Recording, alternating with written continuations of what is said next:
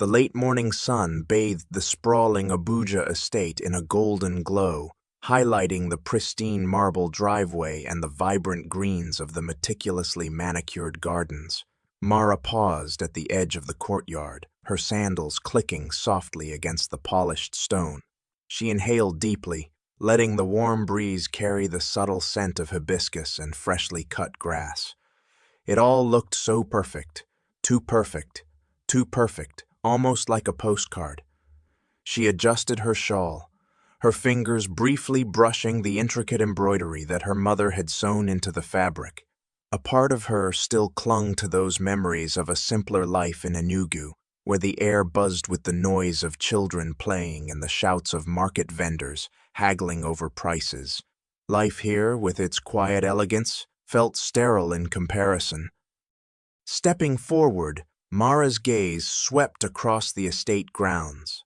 The fountain at the center of the courtyard burbled softly, its water sparkling like diamonds in the sunlight. This wasn't her dream, she thought to herself. It was her husband's, or, more accurately, his family's. Mara had always been content with modesty, with the warmth of home-cooked meals and the closeness of family. But marrying Keenan had thrown her into a world of opulence, one that she still hadn't fully adjusted to. The garden caught her attention next, a vast expanse of vibrant flowers and neatly trimmed hedges sprawled out in front of her, a testament to the care and precision of the estate's staff. Yet, something seemed different today. She narrowed her eyes, scanning the area for anything out of place. Her husband, Keenan, had mentioned during breakfast that his father, Mr. Alibi, had insisted on hiring a new gardener. He had been so casual about it, brushing off her questions with a wave of his hand. Elkin is experienced, Keenan had said, as if that explained everything. Mara had only met Mr. Alibi a handful of times, most memorably on her wedding day. Even then, his presence had been fleeting. He arrived late, stayed long enough to give a formal blessing, and left before the first dance. The man was an enigma, reserved, calculating, and distant. It was clear that he loved his son, but his affection was expressed through meticulous control rather than warmth. It was the same with everything he touched, including their lives. Mara couldn't shake the feeling that this new gardener, Elkan, was somehow part of that control. Her thoughts were interrupted by the faint rustle of leaves nearby. She turned quickly, her heart skipping a beat. An older man emerged from behind a row of rose bushes, a pair of garden shears in his hand.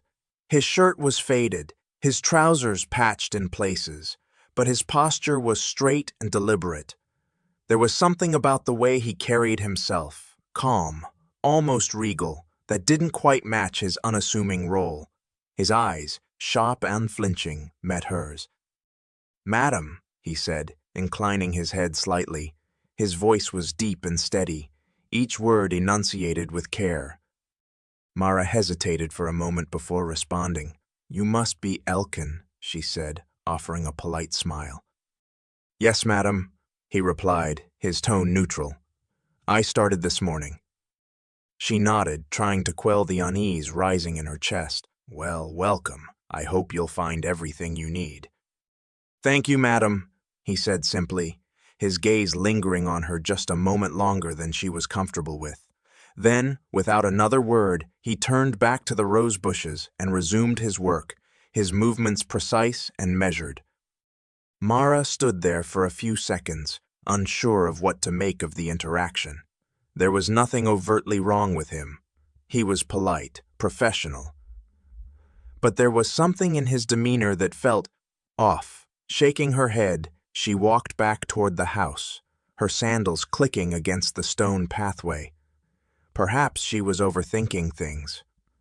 After all, he was just a gardener. By the time she reached the cool interior of the estate, Keenan was lounging on the couch, his tablet in hand and a wide grin on his face. The sound of his laughter echoed through the high-ceilinged room. Mara watched him for a moment, her heart softening despite the knot of unease that lingered in her stomach. He always had a way of making the world feel less heavy, as though his joy could absorb all the tension around him. "What's so funny?" she asked, setting her shawl on the back of a chair. Keenan looked up, his dark eyes sparkling with amusement. "Just a skit," he said, turning the screen toward her. "You have to see this. It's hilarious." Mara smiled faintly but waved it off. "Maybe later." Keenan raised an eyebrow, his expression softening. "What's wrong?" "Nothing," she said quickly, then hesitated. "Well, it's just—" "What about him?" Keenan asked, setting the tablet aside. "I met him just now," she said, sitting down beside him. "He seems—" Keenan chuckled, reaching out to take her hand. "You think too much, Mara. He's just a gardener. My father said he's good at what he does, and that's all there is to it." "But why did your father send him?" she pressed. "Couldn't we have just hired someone ourselves?" Kanan shrugged. "You know how my father is. He likes to be involved in everything, even when no one asks him to be." Mara frowned, her fingers tightening around his. "It just feels unnecessary. And Elkin. There's something about him. The way he looked at me. It wasn't disrespectful, but it wasn't normal either." Keenan laughed, leaning back against the couch. "You're imagining things. Trust me, my father wouldn't send someone here unless he trusted them completely. Relax." Mara bit her lip, unsure how to respond. Keenan's faith in his father was unwavering, and while she admired his loyalty, it often left her feeling like an outsider. She leaned back, her gaze drifting toward the large glass windows that overlooked the garden. Elkin was still there, his figure partially obscured by the rose bushes, but his movements were deliberate and methodical. It was as though he were performing on a stage, every action designed to convey competence and control. She sighed, turning back to Keenan, who had already resumed watching his skit. "Maybe you're right," she murmured, though the unease in her chest didn't fade. As the evening wore on, Mara tried to push her thoughts aside, but they clung to her like a shadow. Even as she prepared for bed, the image of Elkin's sharp eyes and calm demeanor lingered in her mind. Who was this man, really? And why had Mr. Alibi sent him to their home? Mara didn't have answers yet, but she knew one thing for certain. She couldn't ignore her instincts. Something about Elkin wasn't what it seemed, and she was determined to find out what. The morning sun filtered through the curtains as Mara sat at the dining table, absently stirring her tea.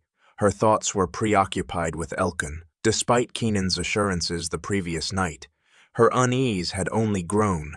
She replayed their brief interaction over and over in her mind, dissecting every word, every glance. Something about him didn't sit right. She couldn't shake the feeling that his presence was more calculated than it appeared. Her eyes drifted toward the garden, where Elkin was already at work, his back hunched as he tended to the flowerheads. His movements were precise, almost too precise, as though every step and action had been carefully planned. Mara frowned. There was nothing overtly suspicious about him, yet the way he carried himself, the quiet intensity in his posture, made her stomach twist. Deciding she couldn't sit idly by, Mara rose from her chair, her slippers softly padding against the cool marble floor as she headed outside. The garden was peaceful, the air filled with the scent of freshly cut grass and blooming flowers. But the closer she got to Elkin, the heavier the tension in her chest became. "Good morning," she called, her voice steady despite the fluttering in her stomach. Elkin straightened slowly, turning to face her with that same calm expression he had worn the day before. "Good morning, madam," he replied, inclining his head slightly. Mara folded her arms across her chest, her gaze fixed on him. "Yes, madam," he said. "The roses needed pruning. They were beginning to overgrow." She nodded, glancing at the neatly trimmed bushes. "You're very thorough," she remarked, her tone laced with subtle curiosity. "Have you been doing this kind of work for a long time?" "Yes, madam," Elkin replied. his voice even. "Where did you work before coming here?" she pressed, her eyes narrowing slightly. There was a brief pause, almost imperceptible, before he answered. Mara tilted her head, her frustration bubbling beneath the surface. "Many places," she repeated. "That's a bit vague, isn't it?" Elkin met her gaze, his expression unreadable. "I've worked in various gardens, madam. Each one is different, but the principles are the same." Her lips pressed into a thin line. It wasn't just his answers that bothered her. It was the way he delivered them, calm, controlled, as though he had rehearsed this exact conversation. "You're not much of a talker, are you?" she asked, her tone light but probing. "I prefer to focus on my work," he replied simply, turning back to the rose bush, as if the conversation were over. Mara stood there for a moment, watching him. She could feel her frustration mounting, but she forced herself to stay composed. "Well," she said finally, "I hope you'll find your time here pleasant." "Thank you, madam," he said without looking at her. As she walked back toward the house, Mara couldn't help but glance over her shoulder. Elkin was back to pruning the roses, his movements as meticulous as ever. She shook her head, muttering to herself, "Just a gardener. Huh." Later that evening, as the house grew quiet, Mara sat on the couch beside Keenan. He was absorbed in his tablet again, his laughter filling the room as he watched another comedy skit. But Mara couldn't relax. The unease that had been simmering all day refused to let her rest. "Keenan," she said, breaking the silence. He responded without looking up. "Have you ever wondered why your father insists on getting involved in things like this?" Keenan glanced at her, his brow furrowing. "Involved in what?" "In our lives," she said, leaning forward. "Why did he send Elkin here? We could have hired someone ourselves." Keenan sighed, setting his tablet down. "We've been through this, Mara." "But why?" she pressed, her voice rising slightly. "It's just a gardener, Keenan. Why does he care so much about something so trivial?" Keenan shrugged, his expression calm. "Maybe he thought we'd need help. He probably just didn't want us wasting time finding someone ourselves." Mara shook her head, her frustration evident. "That doesn't explain it. There's something about Elkin that doesn't add up. He's—" Keenan chuckled, leaning back against the couch. "You're overthinking this, Mara. Not everything is a conspiracy." Her jaw tightened. "I'm not overthinking. I've spoken to him, Keenan. He avoids my questions, gives me vague answers. It's like he doesn't want me to know anything about him." Keenan rolled his eyes. "Mara, he's just a gardener. Why would he need to tell you his life story? He's here to work, not to socialize." "You're not listening to me," she snapped, her voice edged with irritation. "And you're making a big deal out of nothing," he shot back, his tone firmer now. The room fell silent, the tension between them thick. Mara clenched her fists, her heart pounding with frustration. She wanted to yell to make him see what she saw, but she knew it would only push him further away. She began, her voice softer now. "I just don't feel right about him, Keenan. That's all I'm saying." Keenan sighed, running a hand through his hair. "Look, if it'll make you feel better, I'll talk to my father about it. But I'm telling you, there's nothing to worry about." Mara nodded, though her unease remained. "I hope you're right," she murmured. That night, as Keenan slept soundly beside her, Mara lay awake, staring at the ceiling. Her mind replayed her interactions with Elkin, her conversation with Keenan, the subtle but undeniable feeling that something was wrong. She couldn't explain it, but she knew she wasn't imagining things. The next morning, Mara decided to test her instincts. She found Elkin near the hedges, trimming them with the same careful precision she had seen before. This time, she approached him with a different strategy in mind. "Elkin," she called, her voice casual, He turned to her, his expression as calm as ever. Yes, madam. I was thinking about planting vegetables in that corner over there, she said, gesturing toward a shaded patch of soil. What do you think? He studied the spot for a moment before shaking his head. That area doesn't get enough sunlight, madam. Vegetables need more light to thrive. Then, where would you suggest? She asked. He pointed to a sunnier area near the garden's edge. Over there would be better. Mara smiled faintly. You seem to know a lot about this. Did you study gardening? No, madam, he replied. I learned through experience. Where did you gain that experience? She pressed, trying to sound curious rather than accusatory. Different places, he said, his tone carefully neutral. Mara's smile tightened. You're very good at avoiding questions, aren't you? Elkin met her gaze, his expression unchanging. I don't mean to avoid, madam. I simply focus on my work. Well, she said, stepping back, you certainly do that well. Carry on, then. As she walked away, Mara's frustration boiled beneath the surface. She had tried to be subtle, to coax answers out of him, but Elkin was like a fortress, impenetrable and unwavering. When she returned to the house, she found Keenan in his study, his phone pressed to his ear. He ended the call quickly when he saw her, offering her a small smile.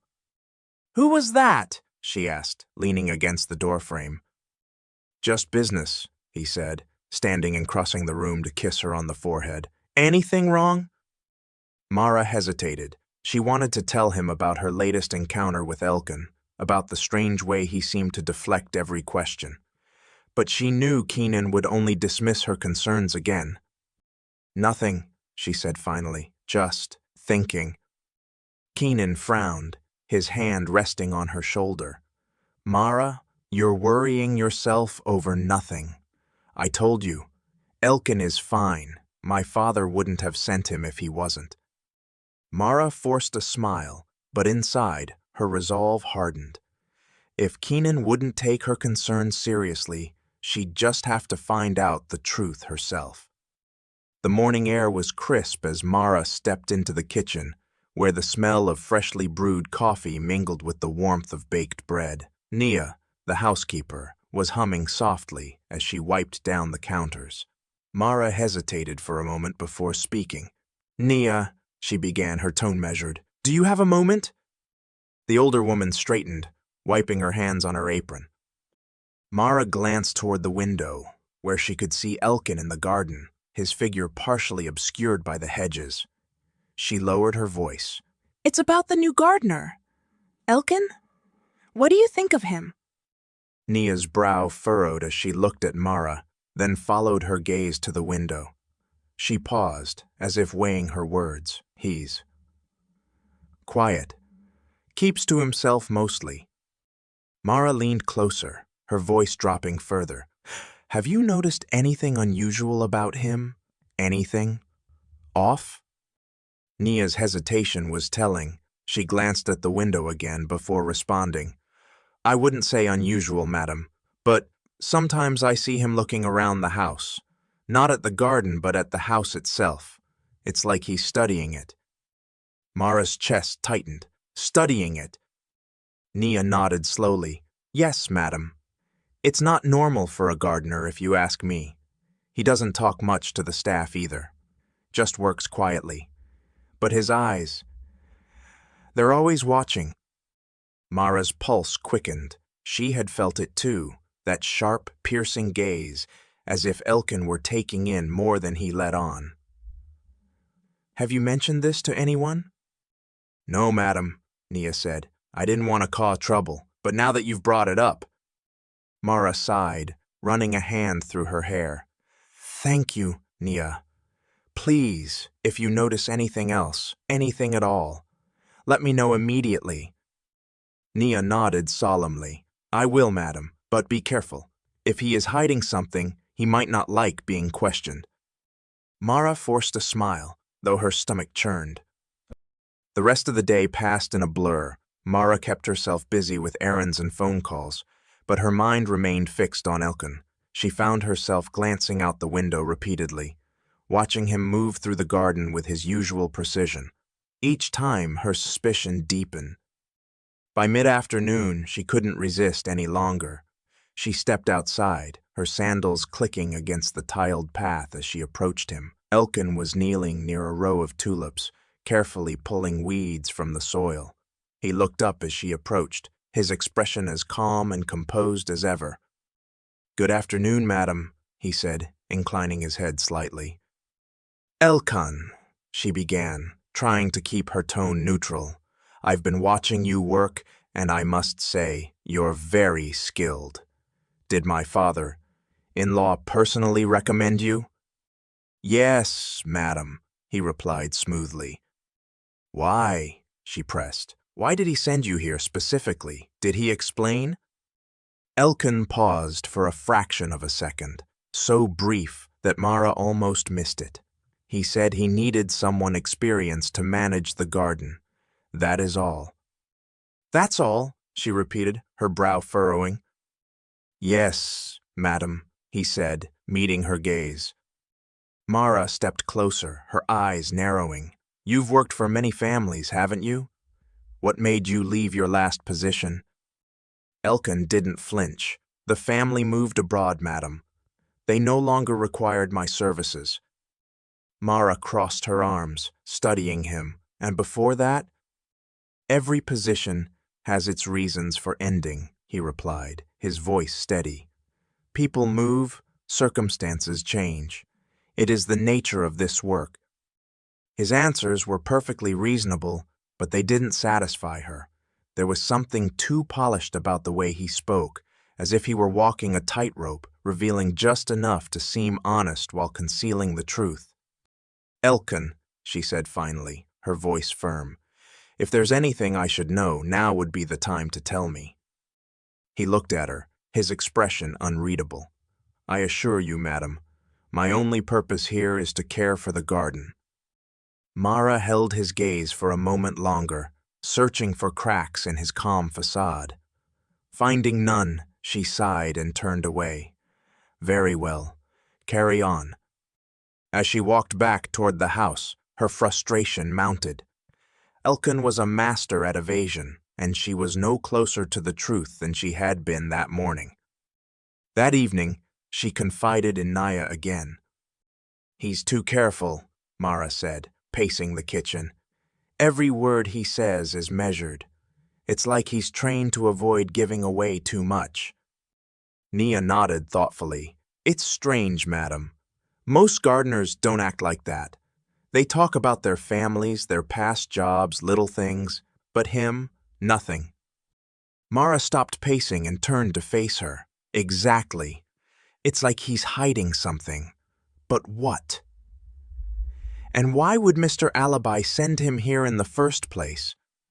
Nia hesitated before speaking. "Madam, I don't mean to overstep, but have you considered talking to Mr. Alibi directly?" Mara froze, the thought sending a chill down her spine. Confronting her father-in-law was no small task.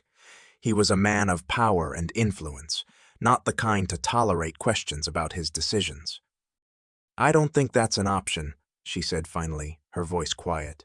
"Not yet." Nia nodded, understanding. "Then what will you do?" Mara clenched her fists, determination hardening in her chest. "I'll keep watching. If Elkin is hiding something, I'll find out." The next day, Mara's vigilance increased. She noticed little details she hadn't before, the way he glanced at the house when he thought no one was looking, the way he lingered near the study window longer than necessary. Her suspicions grew with each passing moment. By mid-afternoon, she decided to take a more direct approach. She waited until Elkin was working near the far end of the garden, away from the house and the other staff. Steeling herself, she stepped outside and approached him. "Elkin," she called, her voice firm. He straightened, turning to face her. "Yes, madam." "I have a question for you," she said, stopping a few feet away. "Why were you standing near the study window yesterday? I saw you." For the first time, a flicker of something crossed his face, surprise, perhaps, or discomfort. It was gone as quickly as it appeared. "I was admiring the flowers, madam," he said evenly. "The roses there are particularly vibrant." "Admiring the flowers," she repeated, her tone skeptical. "That's all?" "Yes, madam," he said, his expression calm once more. Mara stared at him, her frustration boiling beneath the surface. "You expect me to believe that you were just looking at roses?" Elkin didn't flinch. "I understand your concern, madam, but I assure you I have no ulterior motives. My only duty is to care for this garden." Mara clenched her fists, her mind racing. Every instinct told her he was lying, but without proof, what could she do? "I see," she said finally, her voice tight. "Well, I'll leave you to it." As she turned and walked back to the house, Mara's resolve hardened. If Elkin wouldn't tell her the truth, she would find another way to uncover it. Something about him didn't add up, and she wasn't going to rest until she knew what it was. That evening, she stood by the window in the living room, watching as the last rays of sunlight faded over the garden. Keenan entered the room, his tie loosened and his jacket slung over one arm. "Long day?" he asked, dropping onto the couch. Mara didn't answer immediately. She was too focused on Elkin's shadowy figure moving in the dim light outside. "Mara!" Keenan's voice pulled her back. She turned to face him, her expression serious. Keenan frowned. "About what?" "Elkin," she said simply. Keenan groaned, leaning his head back against the couch. "Not this again." "Yes, this again," she said firmly. "Something's not right, Keenan." "And what do you want me to do about it?" he asked, exasperated. "Talk to your father," she said. "Find out why he sent Elkin here, because if you won't, I will." Keenan sighed, rubbing his temples. "Mara, you're making this bigger than it is." "No, Keenan," she said, her voice steady. "You're ignoring what's right in front of you. And if you won't take this seriously, I'll figure it out myself." Keenan stared at her, his frustration evident. Fine, do whatever you want, but you're not going to find anything. Mara turned away, her gaze drifting back to the garden. "We'll see," she muttered under her breath. The following morning, the atmosphere in the house was tense, the unspoken weight of Mara's suspicions lingering between her and Keenan like a dark cloud. She sat at the dining table, her hands wrapped around a mug of tea, while Kenan stood by the window, scrolling through his phone. The silence was deafening, broken only by the faint hum of the air conditioning. "Have you spoken to your father yet?" Mara asked abruptly, her voice cutting through the quiet like a knife. Keenan sighed, setting his phone down on the windowsill. "Mara, I told you last night, there's nothing to talk about. You're blowing this out of proportion." "Blowing this out of proportion?" Mara echoed, her tone sharp. She placed the mug down with a thud. "Kenan, he sent a stranger into our home, a man who acts like he's more than just a gardener. How is that not worth a conversation?" Keenan ran a hand through his hair, frustration evident in the tight set of his jaw. "He's not a stranger. My father vetted him. You're the one making it seem like there's some grand conspiracy." Mara stood abruptly, the chair scraping loudly against the marble floor. "Because there is something off about him, Keenan. He won't answer my questions. He's always watching the house, and now Nia has noticed it too." Keenan turned to face her, his eyes narrowing. "You're pulling Nia into this now." "She's the housekeeper, Mara. She doesn't know anything about Elkin." "She knows enough," Mara shot back. "She's seen him standing near the study window just staring inside. Tell me, Keenan, why would a gardener need to be near the study at all?" Keenan threw his hands up in exasperation. "I don't know, Mara. Maybe he likes the view. Maybe he's just admiring the architecture or something. Why does everything have to be some kind of hidden agenda with you?" Mara took a step closer, her voice trembling with a mix of anger and desperation. "Because your father is always meddling, Keenan. He doesn't trust me, does he?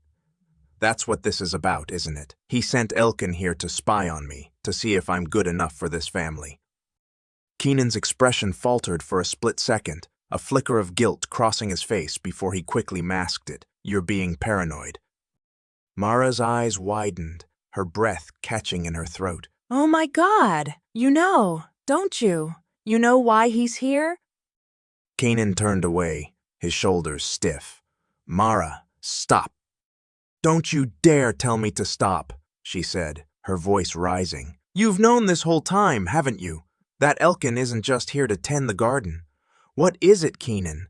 What is it, Keenan? What is your father trying to prove? He didn't respond immediately, his back still turned to her.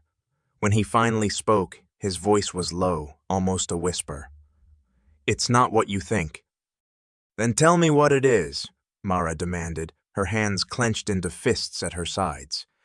Because I'm tired of feeling like the only person in this house who sees what's happening. Keenan turned slowly, his expression a mixture of frustration and regret.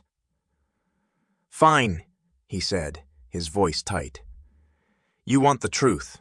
My father sent Elkin here to observe, Mara repeated, her voice dripping with disbelief. Keenan hesitated, his gaze dropping to the floor. You. The words hit Mara like a physical blow, and she staggered back a step, her eyes wide with shock. He's spying on us, on me. To what end, Keenan?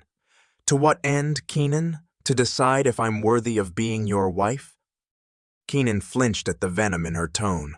It's not like that, Mara. He wants to make sure you can handle this life. That you're strong enough.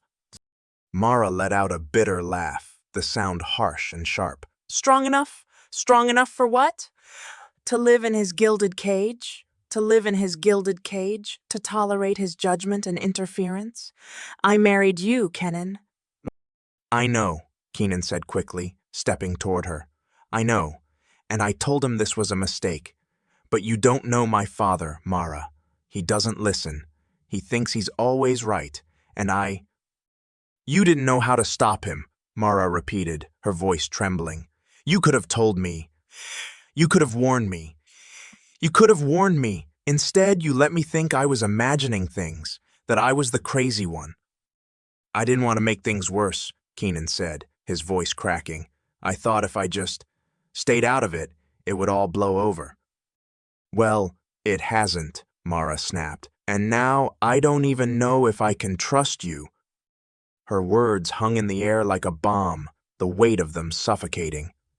Keenan stared at her, his expression pained, but Mara couldn't bring herself to care. She turned on her heel and walked out of the room, leaving him standing there in silence. Mara stormed up the stairs, her heart pounding in her chest. She felt betrayed, humiliated, and angrier than she had ever been in her life. She locked herself in the guest bedroom, sinking onto the edge of the bed as tears streamed down her face. How could Keenan have let this happen? How could he have stood by and said nothing while his father treated her like an outsider, a test subject? She stayed in the room for hours, her mind racing with questions and accusations. When Nia knocked softly on the door to check on her, Mara barely had the strength to respond. I'm fine, she said through the door, her voice hoarse. Just... Nia hesitated, but eventually, Mara heard her footsteps retreating down the hall. She wiped her tears away, her jaw tightening with resolve. If Keenan wasn't going to stand up to his father, she would. The next morning, Mara woke early, her resolve sharper than ever. She went downstairs, determined to find Keenan and demand he take action. But when she entered the dining room, he was already gone. A note on the table read, "Had to leave early for a meeting. We'll talk tonight. Love you." Mara crumpled the note in her hand, her frustration bubbling over. She couldn't wait for Keenan anymore. She needed answers, and she needed them now. She grabbed her phone and dialed Mr. Alibi's number. It rang several times before he answered, his voice cool and composed. Mara. To what do I owe the pleasure? "We need to talk," she said, her voice steady, despite the anger simmering beneath the surface. "And I'd prefer we do it in person." There was a pause on the other end of the line, and then Mr. Allaby said, "Very well. I'll be at the house this afternoon." Mara hung up without saying goodbye, her heart pounding. She didn't know what she would say to him, but she knew one thing for certain. She wasn't going to let him control her life any longer. When the afternoon arrived, Mara stood in the living room, her arms crossed as she waited for Mr. Allaby to arrive. She heard the low rumble of a car engine outside and watched as his sleek black sedan pulled into the driveway. Moments later, he stepped through the front door, his posture as straight and commanding as ever. "Mara," he said, inclining his head, "you wanted to speak with me?" "Yes," she said, her voice firm. "We need to talk about Elkin." A faint smile touched his lips, though it didn't reach his eyes. Mara's jaw tightened. "Why did you send him here? Why are you spying on me?" Mr. Allaby raised an eyebrow, his expression calm and unyielding. "I wouldn't call it spying. I simply wanted to ensure that everything was in order." "In order for what?" Mara demanded, her voice rising. Mr. Allaby said nothing, his silence more damning than any words. Mara's hands clenched at her sides as she stared him down. "You had no right," she said, her voice trembling with emotion. "No right to interfere in our marriage, to test me like I'm some kind of outsider. I love Kengan, and I thought that would be enough. But clearly, it's not enough for you." Mr. Allaby's calm facade faltered, his eyes flickering with something, guilt, perhaps, or regret. But Mara wasn't done. She took a step closer, her voice steady and unwavering. "If you think this is how you protect your family, you're wrong. All you've done is drive a wedge between me and Keenan, and I won't let you do it anymore." The room fell silent, the tension thick and suffocating. Mr. Allaby didn't respond immediately, but Mara could see the weight of her words sinking in. She didn't need his approval, and she certainly didn't need his tests. What she needed was for him to stay out of her life, for good. The sun hung low in the afternoon sky, casting a warm golden hue over the estate as Mara stood stiffly in the living room, waiting for Mr. Allaby. The anticipation gnawed at her, but beneath the nervous energy was a seething determination.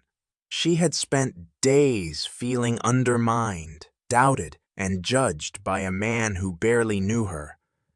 Today, she would demand the respect she deserved.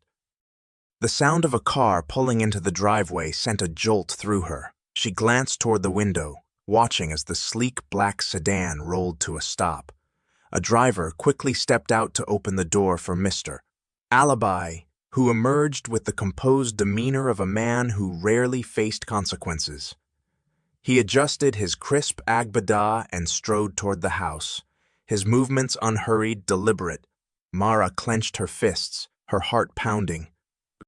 When the door opened, Mr. Allaby entered without hesitation, his gaze sweeping over the room before settling on Mara. "Good afternoon, Mara." "Good afternoon, Mara," he greeted, his voice as calm and measured as ever. "I understand you wanted to speak with me." Mara crossed her arms, her back straight. "I did. Thank you for coming." He nodded, his expression unreadable. "I'd rather stand," Mara replied firmly. She wasn't going to let him control this conversation. Mr. Allaby raised an eyebrow, but didn't object. Instead, he clasped his hands behind his back and tilted his head slightly, studying her. "Very well. I assume this is about Elkin." "It is," Mara said, her voice steady despite the storm of emotions swirling inside her. "I want to know why you sent him here. And don't tell me it was just to tend the garden." For a moment, Mr. Allaby said nothing. His silence was deliberate, calculated, as though he were deciding how much to reveal. Finally, he sighed. "I suppose there's no point in denying it." "Yes, I suppose there's no point in denying it. Yes, I sent Elkan for more than just the garden. Mara's jaw tightened, but she held his gaze. Why? To observe, he said simply, to ensure that everything here was as it should be. As it should be, Mara repeated, her voice rising. What does that even mean? Were you checking to see if I was good enough for your son? If I could handle living in this house, in this world? Something like that, he admitted, his tone infuriatingly calm. You have to understand, Mara, this life isn't for everyone. The wealth, the scrutiny, the expectations. It can break people. I needed to be certain that you were strong enough. Mara's hands balled into fists at her sides. You needed to be certain, She said, her voice trembling with anger. Who gave you the right to make that decision? I didn't marry you, Mr. Alibi. I married Kenan, and I don't need your approval or your tests. I wasn't trying to undermine you, he said, his tone softening slightly. Protect him from what? From me, Mara snapped. You don't even know me. You've barely spoken to me since the wedding. How could you possibly think you had the right to judge me? For the first time, Mr. Alibi looked genuinely unsettled. He shifted his weight, his eyes flickering with something that might have been guilt. You're right, he said quietly. I don't know you as well as I should. And that was my mistake. Mara blinked, surprised by the admission, but her anger didn't waver. You think admitting that now makes it better. Do you know what you've done? You've damaged my marriage. You've damaged my marriage. You've made me question my husband, my place in this family, everything. I never meant to cause harm, he said, his voice low. But I see now that I have, and for that, I'm sorry. The apology hung in the air, unexpected and weighty. Mara stared at him, her chest rising and falling as she tried to process the moment. She had prepared for defiance, for excuses, for manipulation. She hadn't prepared for this. I don't know if I can forgive you, she said finally, her voice trembling. You've put me through so much. You made me feel like I didn't belong, like I wasn't enough. That was never my intention, he said, taking a cautious step closer. I misjudged you, Mara. I see that now. You are strong, stronger than I gave you credit for, and I respect that. Mara's eyes burned with unshed tears, but she refused to let them fall. Respect isn't enough, Mr. Alibi. You need to change. You need to stop interfering in our lives. He nodded, his expression solemn. You have my word. From this day forward, I will stay out of your marriage. You and Kenan deserve to build your life together without my influence. Mara studied him, searching for any sign of insincerity, but his gaze was steady, his tone earnest. For the first time, she believed him. Just then, the front door opened, and Kenan stepped inside. He froze when he saw his father standing in the living room with Mara, the tension in the air palpable. What's going on? Kenan asked cautiously, his eyes darting between them. Mara and I were having a much-needed conversation, Mr. Alibi said. I was just about to leave. Kenan frowned, his gaze settling on Mara. Are you okay? She nodded, though her shoulders remained tense. Kenan looked back at his father, his expression hardening. Did you tell her the truth? I did, Mr. Alibi replied evenly, and I've apologized. I realize now that my actions were wrong. Kenan's jaw tightened, his frustration evident. It took you this long to see that... Kenan, Mara said softly, touching his arm. It's done. He's promised to leave us alone from now on. Kenan turned to her, his features softening as he saw the weariness in her eyes. I'm sorry, Mara. I should have stood up to him sooner. We'll talk about that later, she said, her voice quiet but firm. Right now, I just want some peace. Kenan nodded, then looked back at his father. I hope you meant what you said, because if you interfere in our lives again, there won't be a next time. Mr. Alibi inclined his head, his expression unreadable. I understand. With that, he turned and walked toward the door. But before he left, he paused and looked back at Mara. Thank you, Mara. Thank you, Mara. For your patience and your strength. She didn't respond, her emotions too raw for words. He gave a small nod and exited, the sound of the door closing echoing through the room. For a long moment, Mara and Keenan stood in silence. Finally, she let out a shaky breath, her shoulders sagging. Keenan pulled her into his arms, holding her tightly. I'm so sorry, he whispered, for everything. Mara closed her eyes, letting herself sink into his embrace. We're not done, Keenan. There's still so much we need to work through.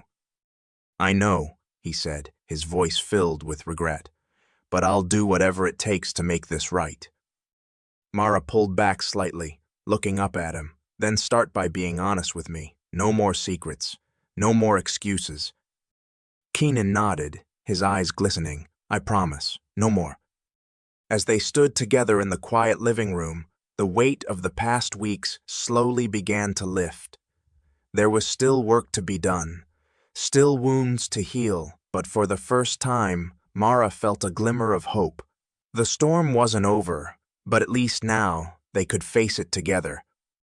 Kanan sat alone in the study, the room dimly lit by the glow of a single desk lamp. His tie hung loosely around his neck, and his elbows rested heavily on the polished wooden desk.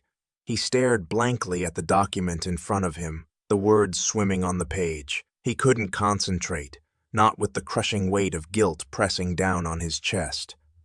Mara's words from earlier still echoed in his mind. No more secrets. No more excuses. He let out a deep sigh and leaned back in the chair, running a hand through his hair. How had he let things spiral so far out of control? He had always prided himself on being the calm, collected one, the mediator who kept the peace. But in doing so, he had failed the one person who mattered most, Mara. He heard the faint sound of footsteps behind him, and turned to see Mara standing in the doorway, her arms crossed and her expression unreadable. She was wearing her light shawl, the one she always wrapped around her shoulders when she was feeling vulnerable. It made him ache to see her like this. Can we talk? She asked softly, her voice a mixture of weariness and resolve. Of course, Keenan said immediately, standing from his chair. He motioned toward the armchairs near the window, but Mara shook her head. No, she said, stepping into the room. I'll stand. I just need to say this. Keenan hesitated, then nodded, his heart sinking. Mara took a deep breath, her eyes meeting his. I don't know if you understand how much this has hurt me, Keenan. Not just what your father did, but the fact that you let it happen. That you knew and didn't stop it. I do understand, Keenan said quickly, his voice thick with regret. Mara, I know I should have done more. I should have stood up to him, told him it wasn't his place to interfere. But Afraid of what? Mara demanded, her voice trembling. Afraid of losing his approval, or afraid of what he might think of you if you chose me over him? Kanan flinched at the raw truth in her words. Both, he admitted after a long pause. I've spent my entire life trying to live up to his expectations, Mara, to be the son he could be proud of. And when he started meddling in our marriage, I thought ignoring it would make it go away. I didn't realize how much it would hurt you, and I hate myself for that. Mara's expression softened slightly, but her stance remained firm. You can't undo what's already been done, Keenan. But if you want this to work, if you want us to work, you need to show me that I come first, that you're willing to fight for me, for us. Because I can't keep doing this alone. Keenan stepped closer, his gaze unwavering. You're not alone, Mara. You never were. You never were. I was just too blind to see how much I was failing you. But that changes now. From this moment on, I promise you, no one, Mara searched his eyes, looking for any hint of doubt or hesitation. But all she saw was sincerity. For the first time in weeks, she felt a flicker of hope. "Words aren't enough, Keenan," she said quietly. "You need to prove it." "I will," Keenan said, his voice steady. "Whatever it takes, I'll prove it to you." The next morning, Keenan rose early, determined to begin making amends. He found Mara in the kitchen, sipping tea and scrolling through her phone. She looked up when he entered, her expression wary. "I'm meeting with my father today," he said, his tone resolute. Mara raised an eyebrow. "What for?" "To set boundaries," he replied. "To make it clear that his interference stops now. I'm going to tell him that this is our marriage, not his." Mara studied him for a moment, then nodded slowly. "Good, but don't just tell him." Keenan gave a small, determined smile. "I will." The meeting with Mr. Alibi took place in the patriarch's office, a grand room filled with dark wood furniture and shelves lined with books that Keenan suspected had never been opened. His father sat behind the large desk, his posture as imposing as ever. "Keenan," Mr. Alibi said, gesturing for his son to sit, "I wasn't expecting you today. What brings you here?" Keenan sat down but didn't lean back. He kept his posture straight, his expression serious. "I wanted to talk to you about Mara." Mr. Alibi raised an eyebrow, his gaze sharp. "This has to stop," Keenan said firmly. "The interference, the tests, the judgment. It ends here. Mara is my wife, and she doesn't deserve to be treated like an outsider. She's part of this family now, whether you like it or not." Mr. Alibi's expression hardened. "I wasn't trying to push her away, Keenan. I was trying to protect you."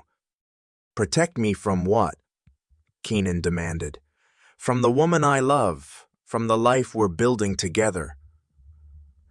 "You don't get to decide what's best for me, Father. Not anymore."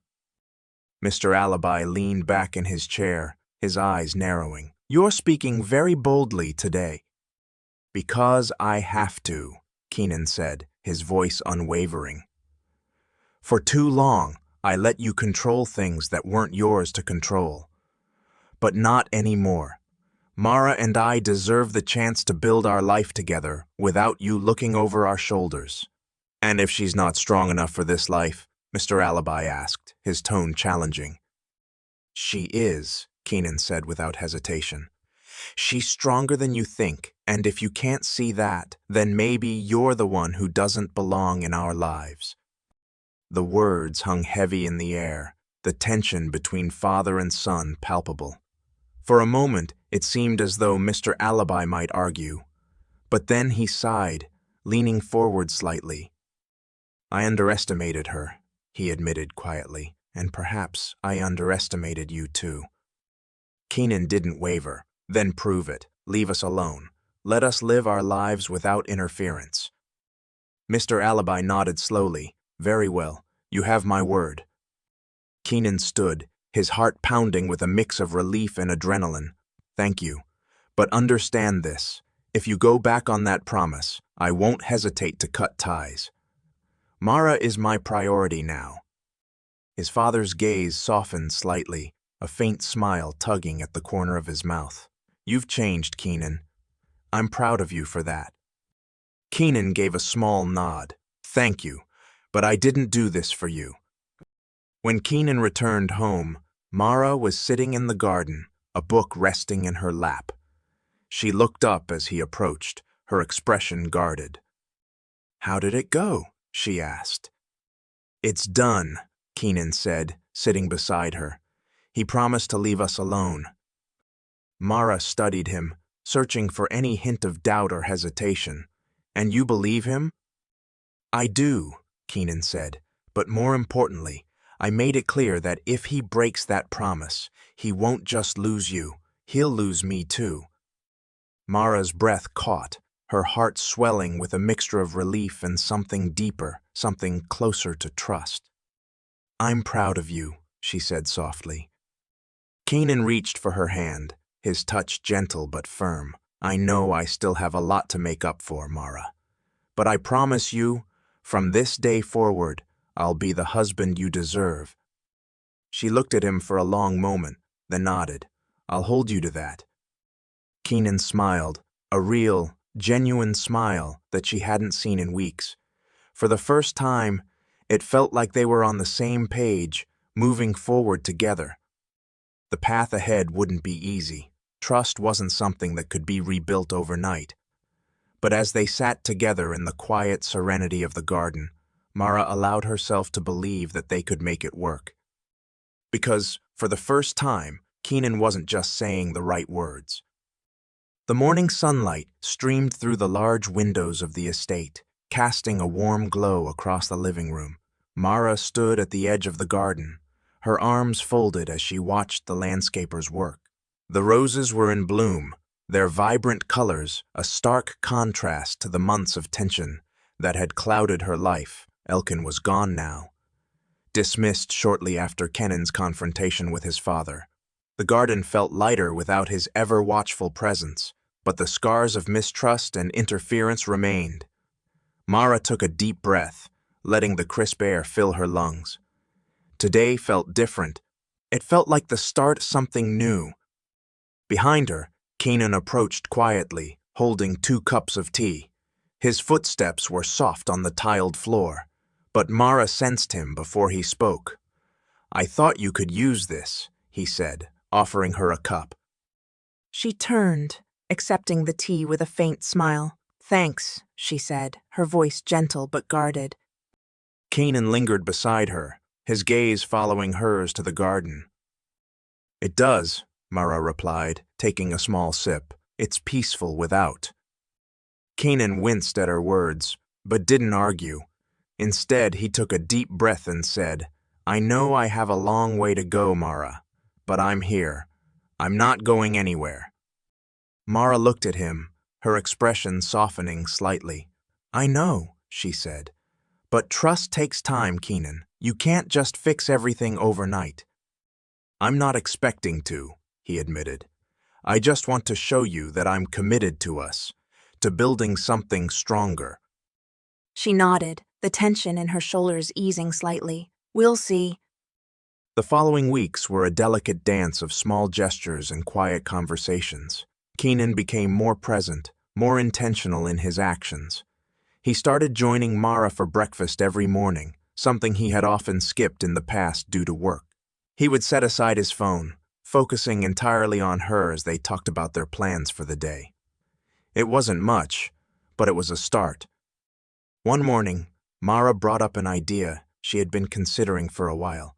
"I want to redesign the garden," she said, setting her coffee cup down. Keenan raised an eyebrow. "Redesign it? Why?" "Because it doesn't feel like ours," Mara explained. "It's beautiful, yes, but it was designed by your father's people.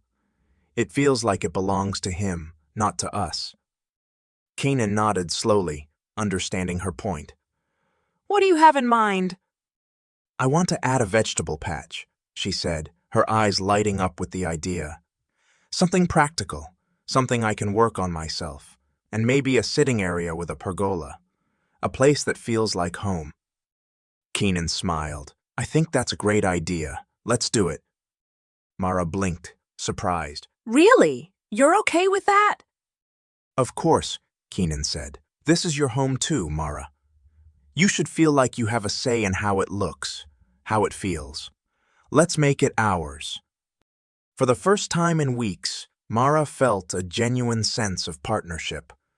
They spent the rest of the morning sketching out ideas, flipping through gardening books, and laughing over her attempts to draw a pergola that didn't look like a lopsided box. It was a small moment, but it felt monumental. As the garden project began to take shape, Keenan's efforts to rebuild their trust continued in other ways. He made a point to include Mara in his work discussions, something he had rarely done before. One evening, as they sat in the study, Keenan slid a folder across the desk toward her. "What's this?" she asked, picking it up. "A proposal for a charity event," Keenan explained. "I thought we could host it here at the estate. It's for a women's education initiative. Mara's eyes lit up as she flipped through the pages. This is incredible, Keenan. You want to do this? I do, he said, and I want you to be a part of it. You've always been passionate about education and empowerment. I think you'd bring a lot to the table. Mara looked at him, her heart swelling with a mix of gratitude and pride. Thank you, she said softly, for thinking of me. Keenan reached across the desk, taking her hand in his. You're my partner, Mara. I want us to do things together, to build something meaningful. She squeezed his hand, a small but significant gesture. I'd like that. The day of the charity event arrived with a buzz of activity. The estate was transformed, with white tents and elegant decorations dotting the grounds. Guests arrived in droves, their laughter and conversation filling the air. Mara moved through the crowd with ease, her confidence shining as she spoke to donors and advocates for the cause. Keenan watched her from a distance, his chest swelling with pride. As the evening wore on, Mara found Keenan near the fountain, a glass of champagne in his hand. It's going well, she said, stepping up beside him. It is, he agreed, glancing at her. But you're the real star tonight. Everyone keeps coming up to me to tell me how amazing you are. Mara laughed softly, brushing a stray curl from her face. No, Keenan said, his tone serious. They're right. You're incredible, Mara. Her cheeks flushed, but she didn't look away. You're not so bad yourself, she teased, her smile softening. Keenan chuckled, but there was a vulnerability in his eyes as he said, I mean it, Mara. I know I've made mistakes, but seeing you tonight, seeing how much you care and how much you give, I'm in awe of you. Mara's heart swelled, but she kept her voice steady. You're trying, Keenan, and that means more to me than anything. The garden redesign became a labor of love for both of them. Mara spent hours outside, her hands dirty as she planted vegetables and arranged flower beds. Keenan joined her whenever he could, even though he often fumbled with the tools. They laughed together, teased each other, and slowly, the walls between them began to crumble. One evening, as they sat under the newly built pergola, Keenan reached for her hand. This feels good, he said, his voice quiet. It does, Mara agreed, leaning her head on his shoulder. It feels like home. Keenan kissed the top of her head, his voice filled with emotion. Thank you for not giving up on me. Mara smiled, her eyes closing as she soaked in the moment. Thank you for proving that I didn't make a mistake. The weeks turned into months, and their relationship grew stronger with each passing day. Keenan continued to show Mara that she was his priority, not just with words, but with actions. He listened more, shared more, and made her feel like an equal partner in their marriage. One night, as they lay in bed, Mara turned to him, her hand resting on his chest. Do you know what I realized? She asked softly. What? Keenan asked, brushing a strand of hair from her face. We're not perfect, she said, a small smile playing on her lips. But we're trying. Keenan cupped her face, his eyes filled with love. You're more than enough for me, Mara. Always. As they fell asleep in each other's arms, the house felt warmer, the silence more comforting. They had weathered the storm together, and though there were still challenges ahead, they knew they could face them side by side. For the first time in a long time, Mara felt truly at peace. The future wasn't certain, but it was theirs, and that was all that mattered. Thank you for staying with us until the very end of Mara and Keenan's powerful story. It's a journey that reminds us how trust, once broken, takes patience, effort, and courage to rebuild. But it also teaches us that love, when nurtured with sincerity and respect, has the power to overcome even the deepest wounds. Mara's resilience and Keenan's determination showed us that true partnerships require honesty, accountability, and the willingness to grow together. Life isn't perfect, and neither are relationships. There will be storms, misunderstandings, and moments of doubt. But what matters most is how we choose to face them. Will we let fear and pride drive us apart, or will we fight for the love that brought us together in the first place? That's a question only the brave can answer. Now we'd love to hear from you. Where are you tuning in from? Let us know in the comments. And if you enjoyed this story, make sure to subscribe to our channel so you don't miss more inspiring and thought-provoking stories like this one. Together, let's uncover the lessons hidden in every tale. Thank you for being here, and we'll see you in the next video.